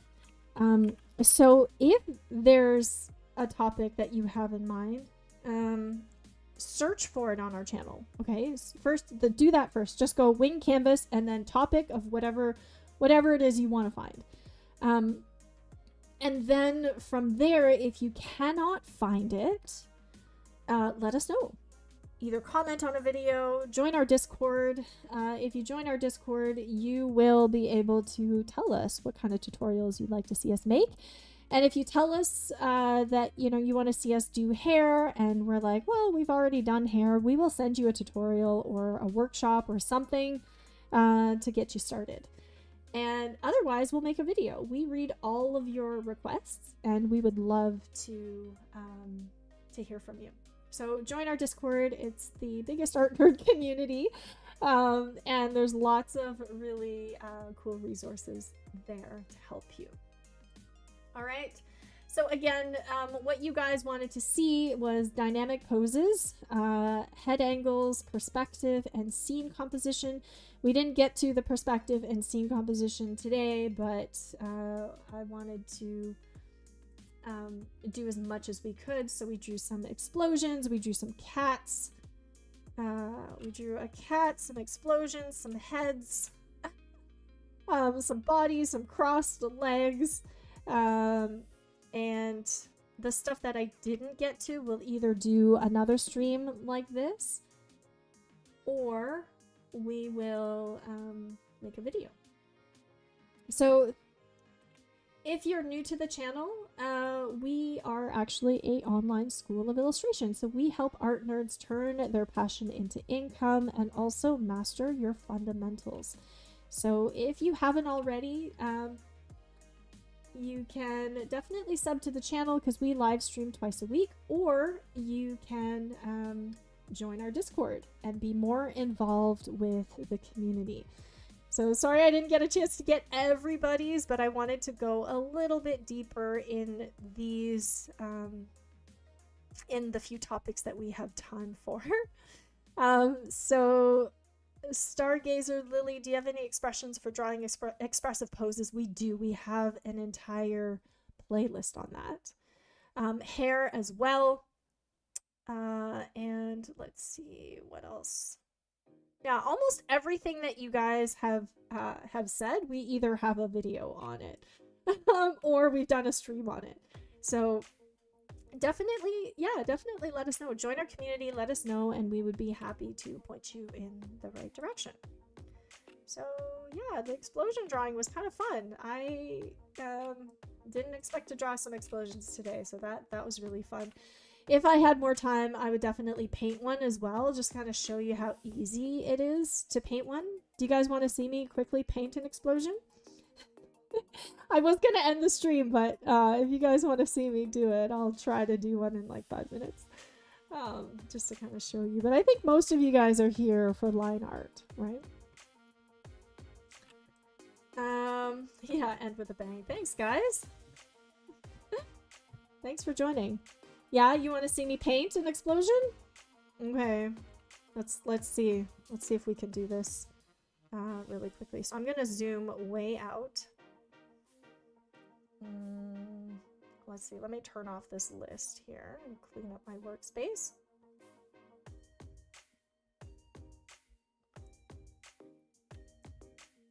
Okay.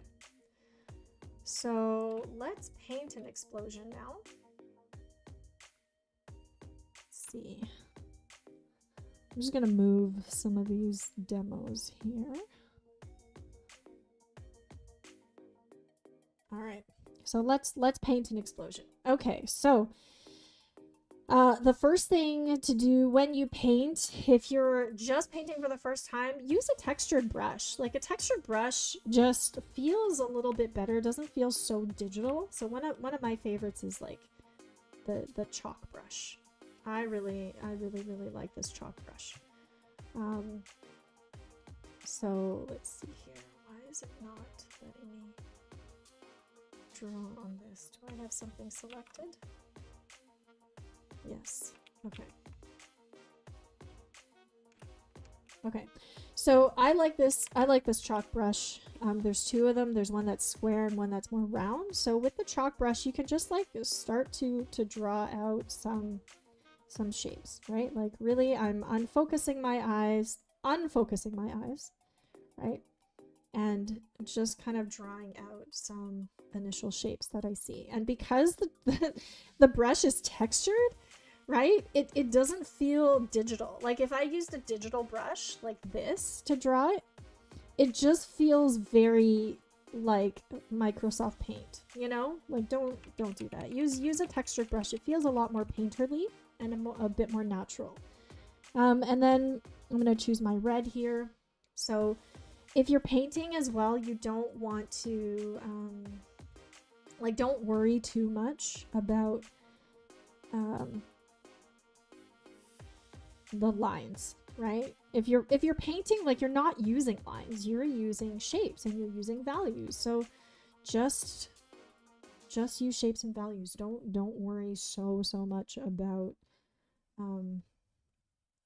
getting the lines to be perfect, right?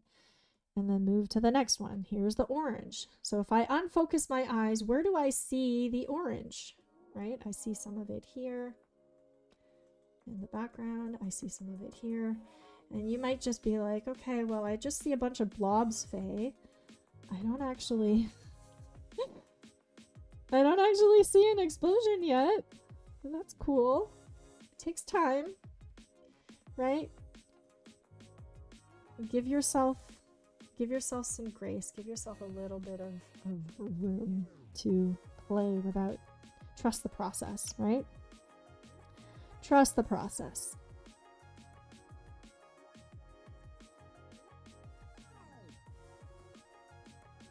Okay, once I start adding some grit in here, so now I'm gonna add some, I'm gonna go back to this red, and I'm gonna start adding some grit. So.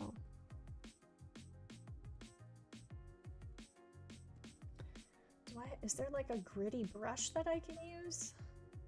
Sometimes there's like brushes that create some kind of text, like this kind of texture that's like easier, but I'm just doing this all manually to show you that you don't need fancy brushes. Right? You don't need fancy brushes.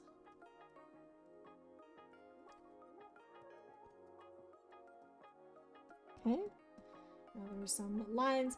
And then this is where you start to focus in on more of the details, on the sharper lines. So you want to start off with like the soft lines, and then you can start to put in some of the more detailed lines. So I'm still gonna go and use a pencil just because the texture is a little bit better.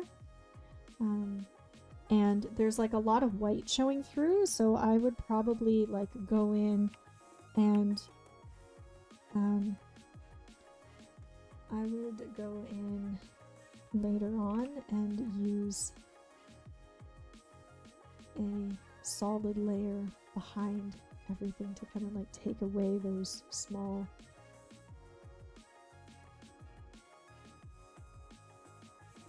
pockets of white. Right? You don't need a lot of those pockets.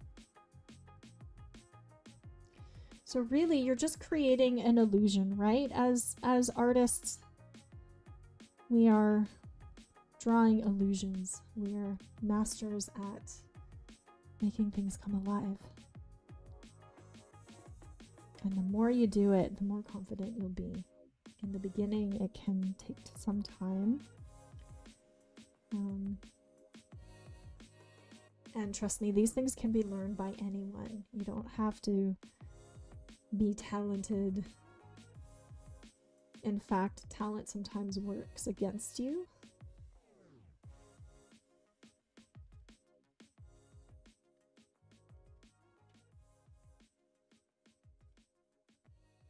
I've seen some really talented people, but they know they're talented, right? So they don't work as hard as some of the people who are not as quote unquote talented, right? So,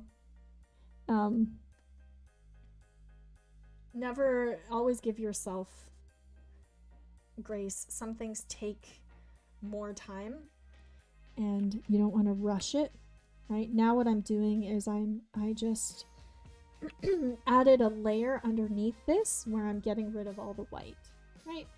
So you can see already it's starting to look like an explosion.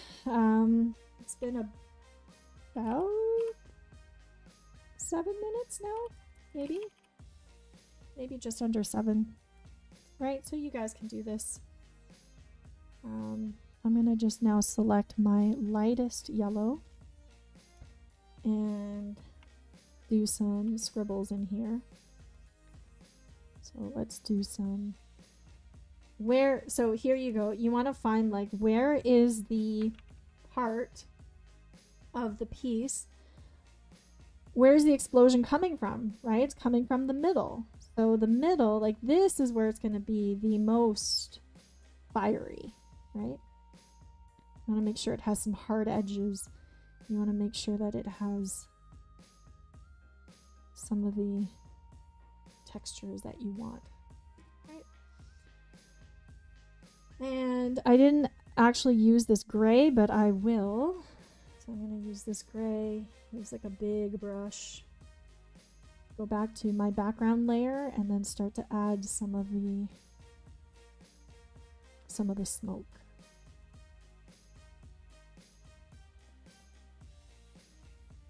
Right, there you go. We have a drawing of an explosion and a painting of an explosion. Practice beats talent when talent doesn't practice. 100%. 100%, Kelsoon. That's a really, really good observation. Yeah, exactly. All you need to do when you're painting is throw down color, right? Throw down color, pay attention to your values, pay attention to your hard and soft edges. But yeah, so I had a lot of fun, guys. Thanks again for being here and for being here live and putting in all your requests.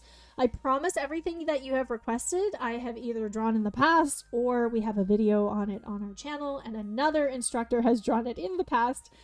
So yeah, if you join our Discord, again, you can, our Discord is where we live. Our community is pretty big and we all help each other out. So join our Discord, and if you have any requests or anything you're stuck on, just let us know and we'll send you either a workshop that we've done if we don't have any videos, or we'll turn your request into a video. All right, guys. So yeah, I hope you had a great time and I hope you learned something new. I will be posting my demos in the Discord as soon as I'm done. I gotta clean some stuff up. Otherwise, I will see you guys next time. All right? All right, guys. Take care. See you on the next one.